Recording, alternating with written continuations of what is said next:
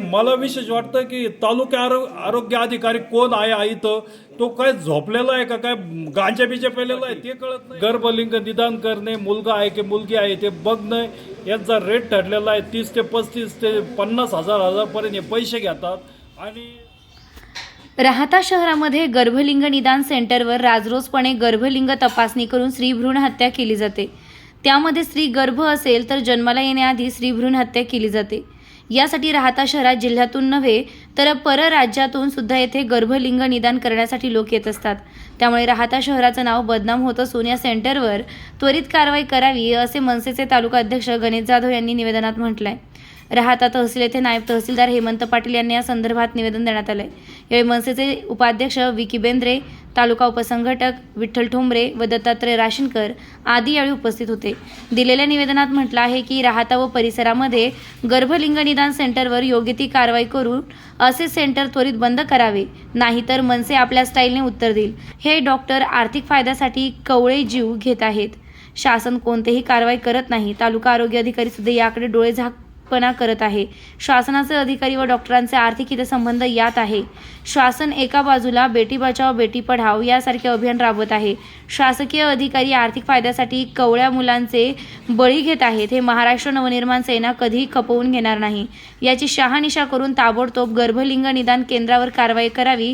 दोषी डॉक्टरांवर कारवाई करून त्यांच्यावर हत्याचा गुन्हा दाखल करावा।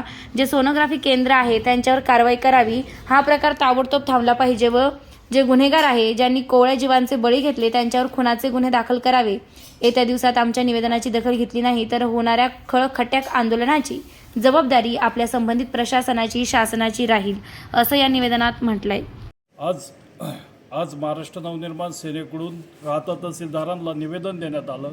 राहाता शहरामध्ये कित्येक दिवसापासून गर्भलिंग निदान ही चाचणी केली जाते आणि हे जे करणारे आहे, जे पांढऱ्या ड्रेसमध्ये बसलेले जे डॉक्टर्स आहे, ज्याला आपण देव मानतो, हे जे देव आहे हे दानवासारखं करू राहिले की गर्भलिंग निदान करून मुलगा आहे की मुलगी आहे, जे शासनाने योजना आणलेली आहे की बेटी बचाओ, ह्या ज्या शासनाच्या योजनेला हे पायमल्ली करू राहिले।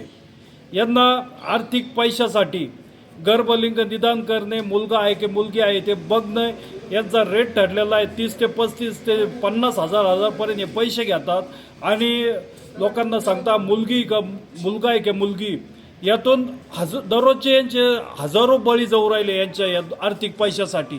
आणि मला विशेष वाटतं की इथले तालुका अधिकारी म्हणा किंवा शासकीय अधिकारी एवढे डोळे जाग, सगळ्यांना माहिती आहे की राहाता शहर हे फेमस झालेले आहे की तिथं जा, तिथं मुलगा आहे की मुलगी हे सोनोग्राफी सेंटरमधून तुम्हाला समजण्यात येईल।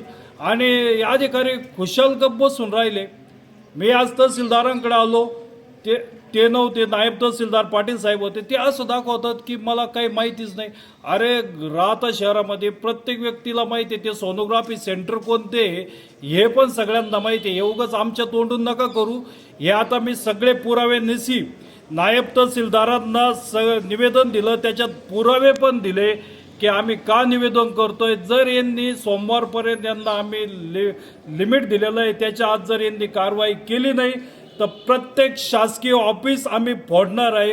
कारण दररोजचे जर आमच्या माया बहिणीचे लहान लहान लेकरांचे बळी जात असले यांच्या 2 पैशासाठी तर महाराष्ट्र नवनिर्माण सेना ही शांत बसणार नाही।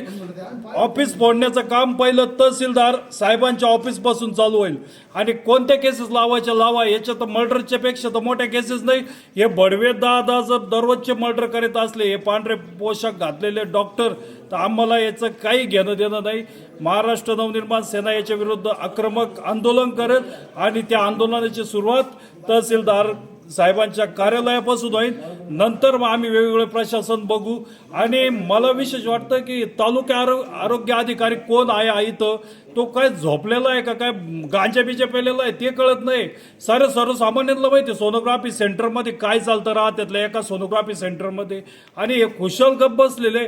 आता आम्ही तहसीलदारांना पुराव्यासहित सगळ्या गोष्टी दिलेल्या आहे। बघू आम्ही 8 सोमवारपर्यंत त्यांना अल्टिमेटम दिलेला आहे। पहिले शासकीय अधिकाऱ्यांचे ऑफिस फोडायचे आणि नंतर त्या डॉक्टरला काय करायचं आहे आम्ही महाराष्ट्र नवनिर्माण सेनेचे पदाधिकारी पाहून घेतील।